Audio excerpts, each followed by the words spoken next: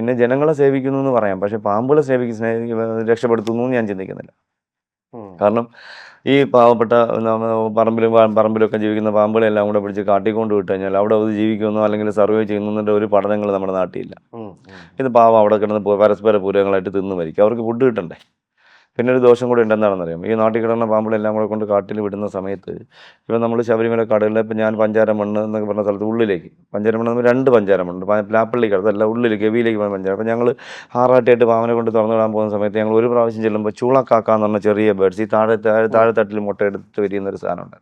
അത് നമ്മൾ നോക്കിയപ്പോൾ ഹമ്മിങ് ബേഡ്സ് ഒരുപാടുണ്ടായിരുന്നു. പിന്നെ അതിന് ബുൾബുളുണ്ടായിരുന്നു. കുറേ കഴിഞ്ഞ് നമ്മൾ 2 വർഷം കഴിഞ്ഞ് വീണ്ടും അവിടെ പാമ്പിനെ പിടിച്ച് ചെന്നപ്പോൾ ഈ സാധനങ്ങളൊന്നും അവിടെ ഇല്ല.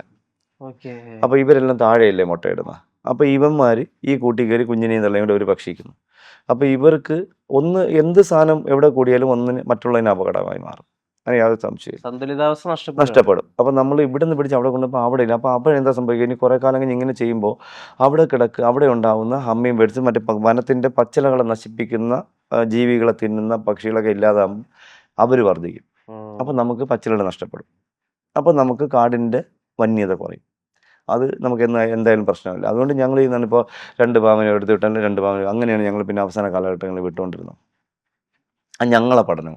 എന്നിട്ട് ഞാൻ അന്നത്തെ ആറാട്ട് അനുഭവത്തിൽ ഓരോരുത്തരും അങ്ങനെ വേറെ ആരും ചെയ്തിട്ടില്ല, ഒരു സ്ഥലത്തും ചെയ്തിട്ടില്ല. ഇന്ന് പലരും പാമ്പിനെ പിടിച്ച് കാട്ടിക്കൊണ്ട് വിടണം എന്ന് പറഞ്ഞാൽ ആളില്ലാതെ ഏതെങ്കിലും കുറ്റിച്ചെടിയുടെ മൂട്ടിക്കൊണ്ട് വെച്ചിട്ട് ഫോട്ടോ എടുക്കുന്നു. ആ പാമ്പിനെ തന്നെ കുപ്പി ചാക്കോടി വേറെ സ്ഥലത്തുകൊണ്ട് വെച്ചിട്ട് ഫോട്ടോ എടുക്കുന്നു. എന്തിനാണെന്ന് അറിയാമോ? ഞാൻ ഇത്രണ്ണം പിടിച്ചു എന്ന് കാണിക്കും. ഞങ്ങൾക്ക് 100 കണക്കിന് തെളിവുകൾ ഞാൻ തരാം. ഇതാണ് ഇന്ന് നടക്കുന്നത്. ഞാനിപ്പോൾ പിടിക്കുന്ന എൻ്റെ ഡയറി പരിശോധിച്ച് ഞാൻ എവിടെ പോയാലും അവരെ വീട്ടിൽ നിന്ന് അഡ്രസ്സ് എഴുതി വാങ്ങും, ഫോൺ നമ്പർ എഴുതി വാങ്ങി, എല്ലാം എഴുതി വാങ്ങിയിട്ട് പാമ്പിൻ്റെ ഐറ്റം എണ്ണി വാങ്ങിച്ച് ഏതാണ് പാമ്പ് എന്ന് ഇനവും കൂടെ എഴുതി വാങ്ങും. അങ്ങനെയൊക്കെ ചെയ്യാറുണ്ട്. അപ്പോൾ വന്യത നഷ്ടം. അപ്പോൾ ഇങ്ങനെയൊക്കെ ഒരുപാട് പ്രശ്നങ്ങളുണ്ട്. പിന്നെ ഇതുപോലെ തന്നെ ഇപ്പം ഞാൻ പാമ്പിനെ ഇങ്ങനെ തലയിൽ പിടിക്കുമ്പോൾ പാമ്പ് മരിച്ചു പോകുന്നതാണ് ഇവർ പറയുന്നത്. ഞാനിപ്പോൾ 2006 2 3 രാജവെമ്പല അങ്ങനെ പിടിച്ചിട്ടുണ്ട്, ആദ്യത്തെ കാലഘട്ടം 2 3 രാജ. പിന്നെ അത് കഴിഞ്ഞ് ഞാൻ ഇങ്ങനെ ചുമ്മാ കളിച്ച് കാണിക്കുകയാണ് ചെയ്തിട്ട്. അതാണ് അവർ മറ്റേ ആ ചാനൽ പരിചയമായിട്ട് പറഞ്ഞൊരു ഇത്. ഞാൻ ചോദിക്കുന്നത്, ഇന്ത്യയിൽ ഇരുള സൊസൈറ്റിക്ക് മാത്രമേ പാമ്പിൻ്റെ വെനമെടുക്കാൻ പെർമിഷൻ ഉള്ളൂ. അപ്പോൾ അവർ സൊസൈറ്റിക്കാർ കാട്ടിൻ്റെ അവിടെ കൊണ്ടുവച്ച് കുപ്പി വെച്ചിട്ട് പാമ്പിനെ വിളിക്കുമ്പോൾ പാമ്പ് വന്ന് വെനയിൽ തുപ്പിയിട്ട് കടിച്ചു വെച്ചിട്ട് പോകും. തലയിൽ കുത്തി പിടിച്ച് കടിപ്പിച്ച് തന്നെയാണ് എടുക്കുന്നത്. അപ്പോൾ അവരൊക്കെ പൊട്ടന്മാരാണ്. ആ പാമ്പുകളൊക്കെ ചത്തു വീണ ചെയ്യുന്നത്. പിന്നെ ഉള്ളതെന്ന് വെച്ചാൽ ഈ ലോകത്തുള്ള സയൻറ്റിസ്റ്റുമാർ റിസർച്ച് സെൻറ്ററിൽ സ്നേക്ക് വെനം റിസർച്ച് ചെയ്യുന്ന പാമ്പുകളിലൊക്കെ പാമ്പടിയിൽ നിന്ന് മരുന്നൊക്കെ കണ്ടുപിടിച്ച ആൾക്കാരൊക്കെ വെനം മിൽക്കിനെ തലയിൽ പിടിച്ചിട്ടാണ്. തലയിൽ പിടിച്ച് ആ പാമ്പ് മരിച്ചു പോകുന്നുണ്ട്. അവരതിനെ ഉടനെ അവിടെ തന്നെ വളർത്തുകയാണ് ചെയ്യുന്നത്. എത്ര കാലം അത് ജീവിക്കും? അപ്പോൾ ഇതൊക്കെ അടിസ്ഥാനപരമായിട്ട് ഇത് എനിക്ക് നേരെ എന്നെ ടാർഗറ്റ് ചെയ്തുകൊണ്ട് മാത്രം ചെയ്യുന്ന കുറേ സംവിധാനങ്ങളാണ്. ഞാൻ 2006 പിടിക്കുന്നത്. 2017 ഒരു ചെറുപ്പക്കാരൻ ഒരു രാജവെമ്പല പിടിക്കുന്ന ഭയങ്കര പാനലിലുണ്ടായിരുന്ന ഇങ്ങനെ അറ്റത്തിരുന്ന ഒരാൾ ഭയങ്കര കഥ ഇത് കണക്ക് തലയിൽ പിടിച്ച കാര്യമാണ് പറഞ്ഞ് എൻ്റെ ഫോട്ടോ കാണിച്ചിട്ട് അവർ ക്ലാസ് എടുക്കും. എൻ്റെ ഞാൻ പാമ്പിനെ കഴുത്തിട്ടിരിക്കുന്ന രാജവെമ്പല 2006 പിടിച്ചൊരു ഫോട്ടോ കാണിച്ചിട്ട് ഇങ്ങനെ പിടിക്കാൻ പാടില്ല അങ്ങനെ പിടിക്കാൻ പാടില്ലെന്ന് ക്ലാസ് എടുക്കുന്നു. സർക്കാർ സംവിധാനത്തിലാണെന്ന് കൂടി ഓർമ്മയാണ്. ഒരാളിനെ ഞാനാണ് ആദ്യമായിട്ട് തുടങ്ങി വെച്ചത് നിങ്ങൾ ഓർമ്മ. അത് കഴിഞ്ഞു അദ്ദേഹം തന്നെ ഒരു പാമ്പ് 2017 ഇങ്ങനെ തലയിൽ പിടിച്ച് വെച്ചിരുന്നു. അതിൻ്റെ പാമ്പിൻ്റെ വയറിങ്ങനെ വീർത്തിരിക്കുന്നു, പെരുമ്പാമ്പാണ്.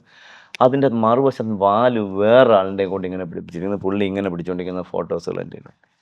എന്നിട്ട് ആ പാമ്പ് എന്താണെന്ന് അറിയാത്ത ആ ആളിനെ കൊണ്ട് അടുത്ത ഫോട്ടോ ഈ പാമ്പിനെ തന്നെ തലയിൽ ഇങ്ങനെ പിടിച്ച് വെച്ചിരിക്കുന്നു, കടുത്ത് ഞെരിക്ക് പിടിച്ചിരിക്കുന്ന ഫോട്ടോ തുല്യരാണ്. ആ പാമ്പ് എന്താണെന്ന് അറിഞ്ഞിടാത്ത ആളിനെ കൊണ്ട് ഈ തലയിൽ പിടിച്ച് വെച്ച് അയാൾ മുണ്ടെടുത്തുകൊണ്ട് കുത്തിയിരിക്കുന്ന ഫോട്ടോസ് എൻ്റെ ഉണ്ട്.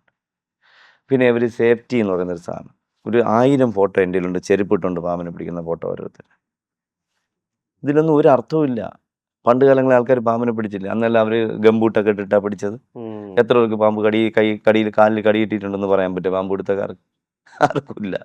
ഇതെല്ലാം ചുമ്മാ ചില ആൾക്കാർ ഒന്നോ രണ്ടോ വ്യക്തികൾക്ക് നല്ല ഭീമമായ സംഖ്യ കൊടുക്കാമെന്ന് വാക്ക് പറഞ്ഞിട്ടോ അങ്ങനെ എന്തോ ഒരു സംഭവത്തിൻ്റെ അങ്ങനെ എന്തോ അല്ല, അങ്ങനെയാണ് ഇത് പൊക്കോണ്ട്. അങ്ങനെ എന്തോ എന്നല്ല, അതിൻ്റെ പൂർണ്ണമായിട്ടുള്ള തെളിവ് എൻ്റെ കയ്യിലുണ്ട്.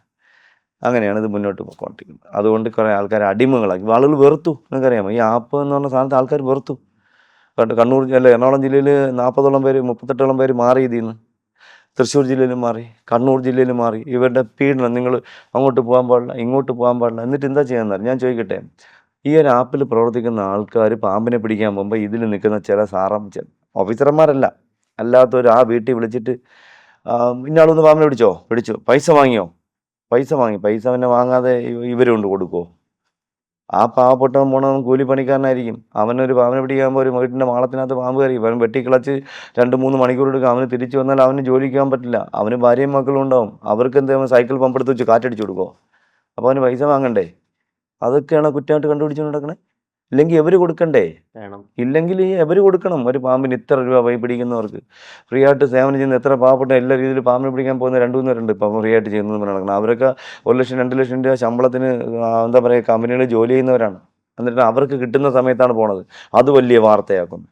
ഇവിടെ പാവപ്പെട്ട കൂലിപ്പണിക്കാരൻ 24 മണിക്കൂറും പോകുന്നു. ഞാൻ ചോദിക്കട്ടെ, നിങ്ങൾ ഈ ചോദ്യം, ഈ ഒരു ആപ്പ് ഉണ്ടാക്കിയെന്ന് പറയും. ഈ പാവപ്പെട്ട ഒരു 90% പേർക്കും പാമ്പുകളുടെ ഇംഗ്ലീഷ് പേര് കോബ്ര, ക്രൈറ്റ് ഇങ്ങനെ അറിയാമെന്നുള്ളതല്ല, അതിൻ്റെ ഒന്നും അറിഞ്ഞൂടാ.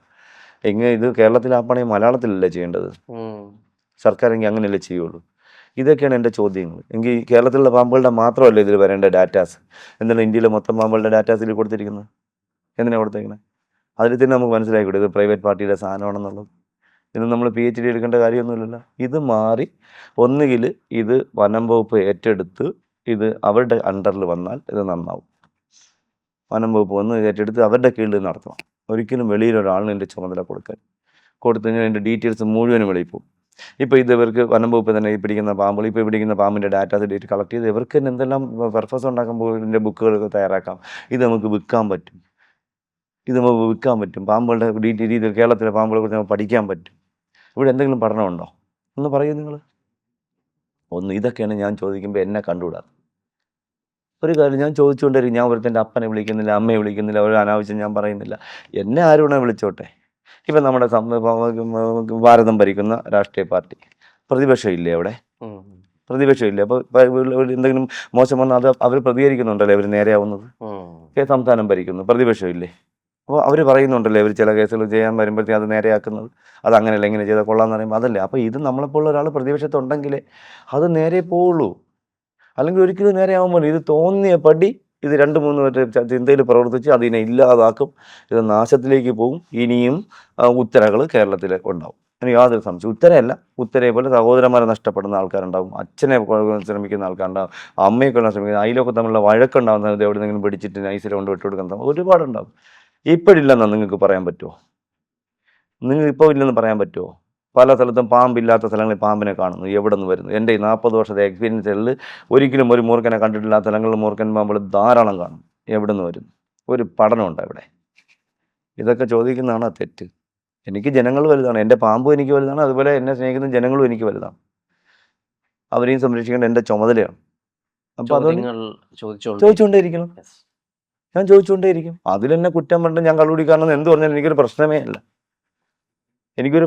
ചോദിച്ചുകൊണ്ട് തന്നെ ഇരിക്കും.